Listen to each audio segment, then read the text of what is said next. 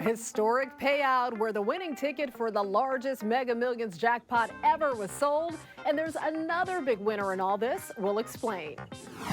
A trip to space. Meet the mother and daughter who are making a historic flight. You're watching The Rundown. Hello, everyone. I'm Robin Winston. Some lucky person in Florida finally won that $1.5 billion Mega Millions jackpot. I'm feeling a little jealous here. It was sold at this Publix supermarket in Neptune Beach, which is just east of Jacksonville. The winning numbers were 13, 19, 20, 32, 33 with a gold mega ball of 14. Whoever's holding that ticket will take home the largest Mega Millions jackpot in history. The one-time lump sum payment would work out to around $783 million before taxes. But even if we didn't win, at least our schools do. According to lottery officials, $40 million in ticket sales were raised for schools just this week. That money goes toward public education from kindergarten all the way through college. Schools have used that money to buy workbooks for students and even lab equipment. We're seeing a bump in coronavirus transmission for the first time since the public health emergency ended in May. It may be led by a new variant called EG5. The CDC says more than 17% of COVID infections in the past 2 weeks were caused by the new variant. What's startling is that the new variant is spreading fast. About 2 months ago, EG5 only made up of about 1% of new cases across the country. EG5 is a subvariant of Omicron. The updated COVID boosters set to be distributed this fall are not designed to target EG5, but experts say they'll still keep most people from severe illness. All right, it's time to check in with meteorologist Belinda De Leon to see how long this unsettled weather will stick around. Hi, everyone. We've got a humid forecast through the rest of the week with a chance for showers and storms continuing through Thursday. Now, the places that are going to have the best chance of seeing that accumulation will be Ventura County, the San Fernando Valley, and through the Grapevine. Notice how everywhere else, even though we have that cloud cover, it's going to stay mostly dry. These are the areas that have the best chance of seeing that accumulating rain, possibly even some isolated thunderstorms with heavy downpours at times. After Thursday, the weather starts to gradually clear up and warm up. Look at the trend in Riverside. Yes, we have to contend with the humidity, but at least the temperatures are going to be below normal. We'll have 80s. Now, over the weekend, we'll have more sunshine. Temperatures start to heat up in the 90s. But next week, we have another heat wave. By Tuesday, 98. More than 11,000 LA City workers are back on the job for now after the massive citywide strike Tuesday. The main rally took over the streets and front steps outside City Hall, while others also picketed in different parts of town, including LAX. Following the 24-hour strike, city employees like sanitation workers, traffic officers, and lifeguards are hoping the city got their message and will address the staffing shortages. The workers' union says its members are overworked and stretched thin because the city isn't filling vacancies. This is about hundreds of proposals that we put across the table to deal with recruitment of new city staff and making sure that staff who are working for the city keep on working for the city. Haven't hired enough lifeguards. It's also not a lot of people want to do the job anymore. So it's a lot of work for us when we're understaffed.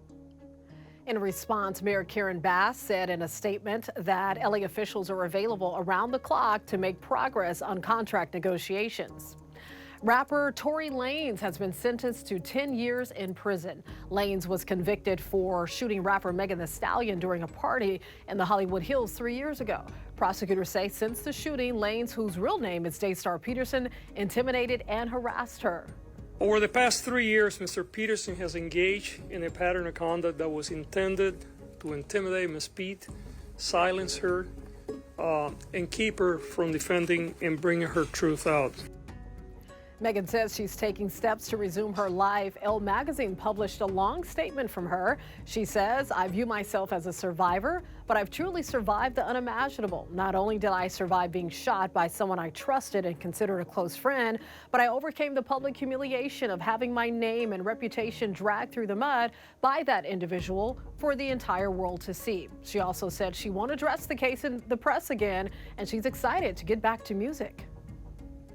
A violent scene at a taco stand in South LA was caught on camera. A woman is accused of attacking a vendor. This is video that was shared by street vendor Marco Ortiz, who tells us the wild and vicious attack happened Sunday at his taco stand in the community of Watts. You can see the woman charge at an employee and throw punches. Ortiz says the woman also pepper sprayed one of the employees before taking off in her very distinctive pink Lexus. He also tells us this isn't the first time or the first encounter with this woman. Ortiz says she has previously taken tacos without paying.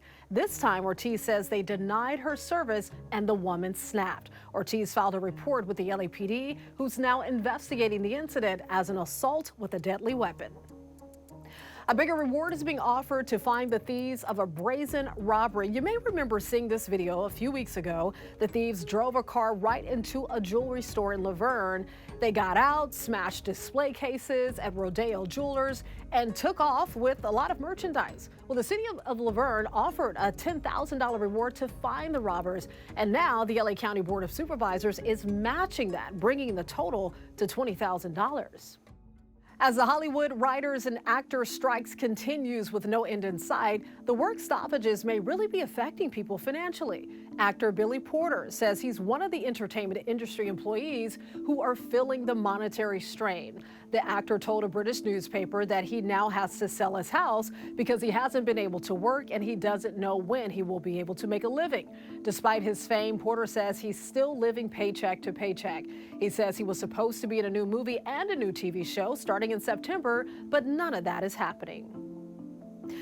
New video of a security ambassador in West Hollywood has some people questioning the role they play in the city. Video shared by the WeHo Times shows one of the city's block-by-block security ambassadors kissing a woman while in uniform around 12:30 Saturday morning. A photo shows his co-worker, also in uniform, lifting his shirt in front of a woman around the same time. Last year, the city council voted to reduce the number of armed deputies on patrol in favor of increasing the number of unarmed security ambassadors.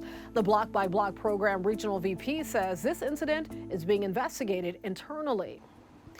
With some schools already back in session, many districts nationwide are struggling to fill teacher vacancies. NBC's Maggie Vespa has more on what can make the problem even worse. As students head back to school for the start of another year, many districts nationwide are scrambling to find qualified teachers for every classroom. Some 51,000 teachers quit in May of this year, impacting kids and their families.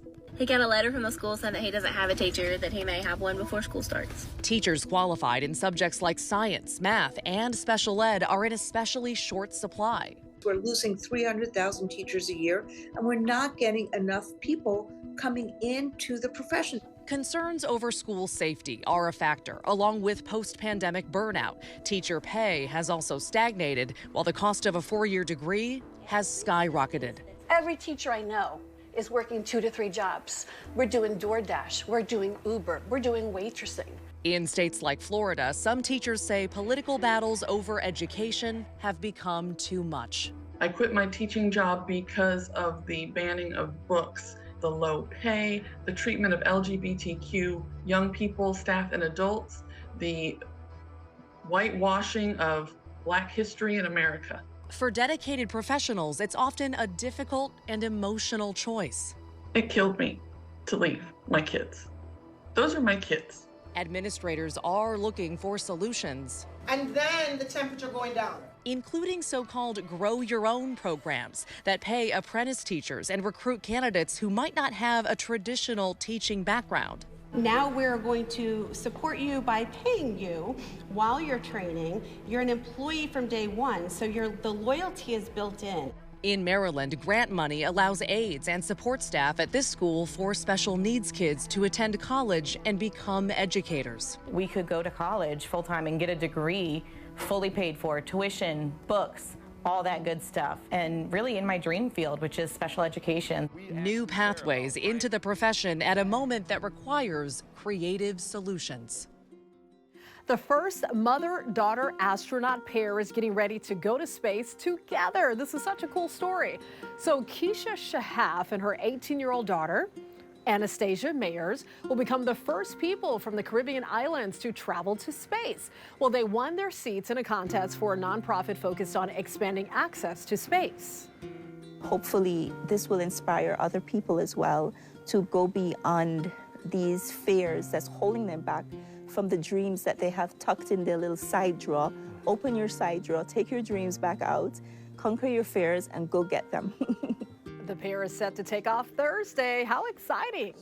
So what's in a name? Well, for one dedicated sandwich fan, it's going to mean free Subway subs for life. Sounds fun, right? Yeah, I'll take some free Subway sandwiches.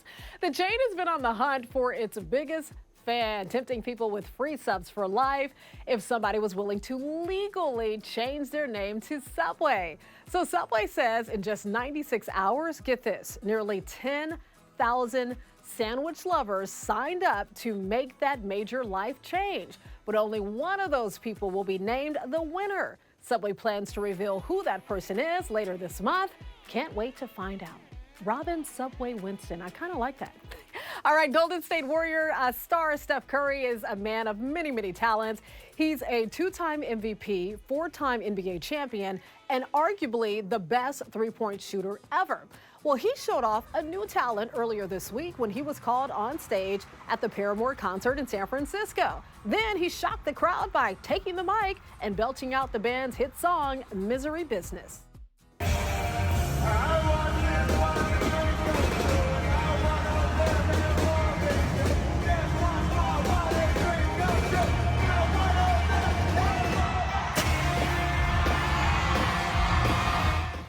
Well, all right. Steph Curry really knows how to play a crowd. What a pleasant surprise. I'm impressed, Steph. You can always get news and weather updates on the NBCLA app and our website, NBCLA.com. And be sure to tune into Today in LA on NBC4, weekdays 4 to 7 a.m. I'll be helping you get around with traffic reports throughout the morning. I'll see you next time on The Rundown.